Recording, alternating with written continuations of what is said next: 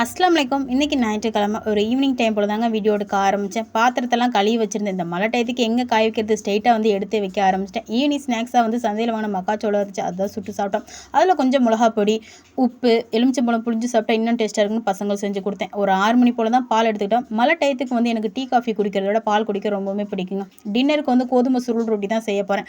அஸ்கர் வந்து கொஞ்ச நாளாக பரோட்டா சாப்பிடணும்னு சொல்லிகிட்டே இருந்தான். ஆனால் இன்றைக்கி வந்து மைதா மாவு வச்சு செஞ்சு கொடுத்தோம்னா அஸ்கரத்தை கண்டிப்பாக என்னை திட்டுவாங்கன்னு சொல்லிட்டு தான் இன்றைக்கி வந்து நான் கோதுமை சுருள் ரொட்டி, அதாவது கோதுமாவிலே செஞ்சு கொடுத்தேன். இதுக்கு வந்து முட்டை, எண்ணெய், சீனி, பால், உப்பு இதெல்லாம் போட்டு நல்லா பிசைஞ்சிட்டு இடி உரலில் வச்சு ஒரு 5 நிமிஷம் இடிச்சுக்கிட்டோம்னாலே போதும். மாவு சீக்கிரம் சாஃப்ட் ஆயிரும். நான் வந்து அப்பப்போ கை வலியெல்லாம் பிசைய மாட்டேன், இடி உரலில் வச்சு இடிச்சே பிசைஞ்சுக்கிடுவேங்க.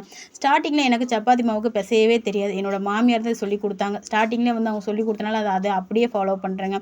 சப்பாத்தி இந்த மாதிரி போட்டால் கூட நான் இந்த மாதிரி தான் போடுவேன். உண்மையாக ரொம்ப டேஸ்ட்டாகவே இருக்கும். வேணால் ட்ரை பண்ணி பாருங்கள். இன்றைக்கி நைட்டுக்கு பார்த்தீங்கன்னா கோதுமை சுருள் ரொட்டியும் சால்னா வச்சு தான் சாப்பிட்டுட்டு தூங்க போயிட்டோம்.